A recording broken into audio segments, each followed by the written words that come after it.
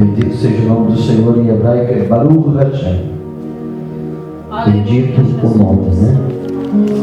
Abra a sua Bíblia, querido, junto comigo, Salmo 1.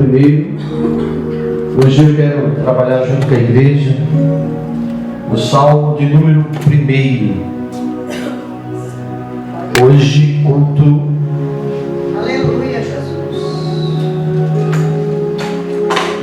Culto de libertação. Vamos entender nossa posição no reino.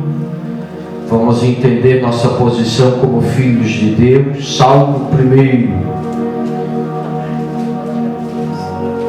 As nossas responsabilidades para adquirirmos um caminho e um estilo de vida que atraia o olhar de Deus, o agrado de Deus e a bênção de Deus sobre nossas vidas. Salmo 1.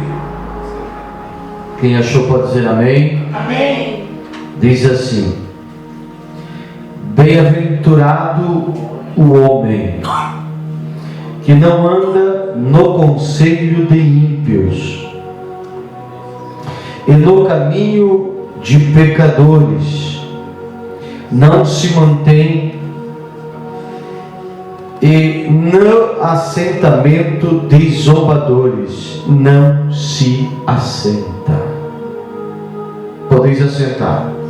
Não vou ler o salmo todo, mas eu vou começar decorrendo do Salmo 1, e eu vou ler algumas palavras em hebraico para nós entendermos e aprofundarmos a compreensão desse salmo, porque esse salmo, o propósito do salmista é fazer um paradoxo, é fazer uma comparação entre o ímpio e o justo, entre o injusto e o justo, entre os que trilham o caminho de trevas e entre os que trilham o caminho da luz, entre os que são trigo e entre os que são joios, entre os que buscam a reta justiça e os que andam na falsa justiça ou injustiça, aqueles que são iníquos. A palavra iníquo vem de uma palavra grega anomia, que quer dizer aquele que vive sem lei.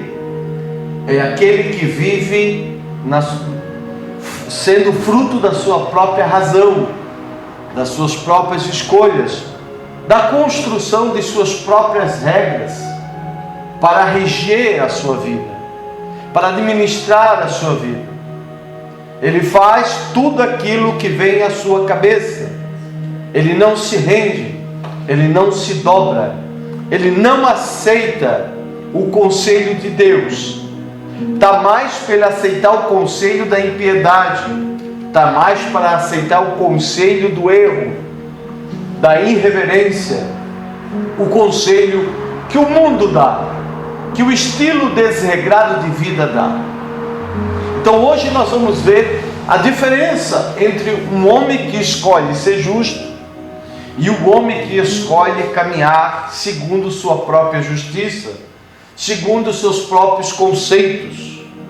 E isso faz com que ele, querido, vai com as suas próprias mãos caminhar para o caminho errado. Então, querido, eu quero que você entenda que bem-aventurado o raiz, bem-aventurado o homem que não anda segundo o conselho dos ímpios. Quando nós vemos essa comparação, nós temos que entender uma palavra que no hebraico se chama derer. Derer é caminho.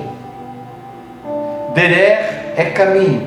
Quando nós falamos de caminho, quando diz que nós não devemos se deter no caminho do ímpio, do pecador, a palavra caminho, pode deixar bem baixinho, irmão, senão depois na gravação fica ruim, deixa só um som.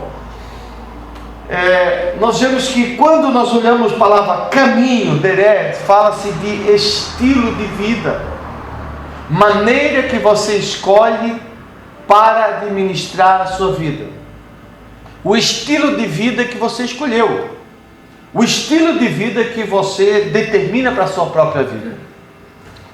João, quando ele está nos seus ensinamentos, em sua carta, em 1 João, No capítulo 2 ele diz que aquele que conhece a Jesus e não guarda o seu mandamento, se faz mentiroso. E aquele que diz que está nele, deve andar como ele andou. Então caminho e andar fala de estilo de vida. Fala de maneira de se viver, maneira de se manifestar, maneira de se posicionar diante daquilo que Deus lhe propõe. E o salmista aqui ele está dizendo que bem-aventurado é o homem. E quando eu falo homem, é a mulher, que decide não andar segundo o conselho do ímpio, que decide não se deter no caminho dos pecadores, que decide não se assentar na roda dos escarnecedores. Essa palavra assentar-se, quando você se assenta na mesa com uma pessoa, esse assentar ele dá o sentido de concordar. Quando você assenta-se na mesa de uma pessoa que você sabe que é ímpia, que é zombadora das coisas de Deus, que é escarnecedora das coisas de Deus, que só anda no caminho de ímpios, quando você se assenta na mesa com ele, é como se você estivesse concordando. Isso num sentido quando você não está numa missão de evangelização. Porque Jesus se assentava com os pecadores, Jesus comia na mesa com os pecadores, Jesus estava com pecadores, foi apelidado de ser amigo de pecadores, mas Jesus tinha um propósito específico. Quando nós se assentamos à mesa de um pecador, quando nós se assentamos à mesa de um escarnecedor, querido, sem o propósito missionário, sem o propósito de ganhar aquela alma, é como se eu estivesse concordando com aquela pessoa. Por isso, quando nós falamos de mesa, quando nós falamos de roda, querido, a roda onde se assentamos revela em muito o nível do nosso caráter, o nível da nossa personalidade, o nível de quem somos. Por quê? Porque se nós estivermos numa roda em que esta roda não tem como propósito a obra missionária, que não tem como propósito você está ali com uma motivação de ganhar aquela alma, e você está ali espontaneamente, voluntariamente, sem esta missão, esse teu assentar, esse teu concordar vai revelar o nível do seu caráter. Por quê? Porque diga com quem tu andas e eu direi quem você é. Quando eu estou numa obra missionária, eu subo o morro. Quando eu estou numa obra missionária, eu sento com o bêbado, eu sento com o drogado, eu sento com coisa, porque eu estou numa obra missionária. Eu me assento, eu concordo, querido, com ele, para o tirar, para despojar o diabo. Agora, quando eu se assento concordando com o que ele fala, concordando com o ambiente, é diferente. E é neste caso que o Salmo está dizendo: não se assenta na roda dos escarnecedores, não se detém no caminho dos pecadores. E é isso que a palavra está nos falando, o vederer, o caminho. Por isso que Jesus disse: olha, vocês querem aprender um caminho? Vocês querem aprender um estilo de vida que seja digno de honrar e ser honrado por Deus? Ele fala na palavra grega, legei Jesus, ego eimi, disse Jesus, eu sou. Rodos, eu sou o derer, eu sou o rodós, eu sou a rodovia, eu sou o caminho, eu sou o exemplo, eu sou o estilo de vida a ser seguido. Por isso que todas as vezes que você tomar uma decisão, você deve perguntar: se fosse Jesus, o que ele faria? Todas as vezes que você vai tomar uma decisão, seja emocional, seja moral, seja intelectual. Pergunte: se Jesus estivesse no meu lugar, se Jesus estivesse no meu lugar, como ele agiria? Como ele reagiria a esta circunstância, a este momento? Como que ele agiria? Se nós parássemos diante de dificuldades da nossa vida, diante de circunstâncias adversas da nossa vida, e nós parássemos e fizéssemos essa pergunta, porque ele disse: eu sou o estilo de vida a ser seguido, eu sou a rodovia.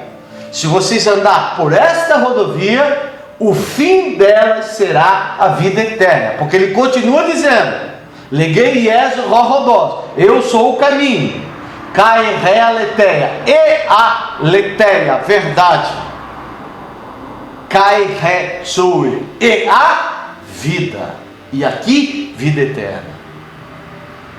Se vocês aceitarem esse estilo de vida, então, querido, o que o salmista está querendo dizer? Que bem-aventurado é o homem que escolhe ter Jesus como seu caminho, escolhe ter Jesus como um estilo de vida a ser praticado. E João diz: aquele que diz estar nele deve andar como ele andou, caminhar como ele caminhou, falar como ele falou, sentir como ele sentiu, ser santo como ele foi santo, ser sábio como ele foi sábio, e buscar sempre a honra para Deus, sempre honrando a Deus. Vou continuar. E para você ver que o Salmo está fazendo uma comparação entre justo e injusto, no versículo 4 diz assim: não são assim os ímpios, mas como a palha que o lança fora o vento. Aqui o vento é lua, que lança fora. Os ímpios são assim, eles são como a palha que o vento joga fora. O caminho do justo Deus conhece, mas o caminho do ímpio perecerá. Então existem dois estilos, dois caminhos, que Jesus diz que um é estreito e apertado, e que são poucos os que o encontram. Mas largo e espaçoso é o caminho, o estilo de vida que muitos o encontram, porque ele é largo, ele é espaçoso e muitos o encontram. Agora, o caminho apertado e estreito, Jesus disse que poucos entrando. E ainda Jesus diz: porque a porta estreita é a que conduz à vida eterna, mas a porta larga é que conduz à perdição. Então existem dois estilos de vida. E o salmista, na sua experiência, quando ele está redigindo esse salmo, ele percebeu que existe dois estilos de vida, que um é espaçoso, que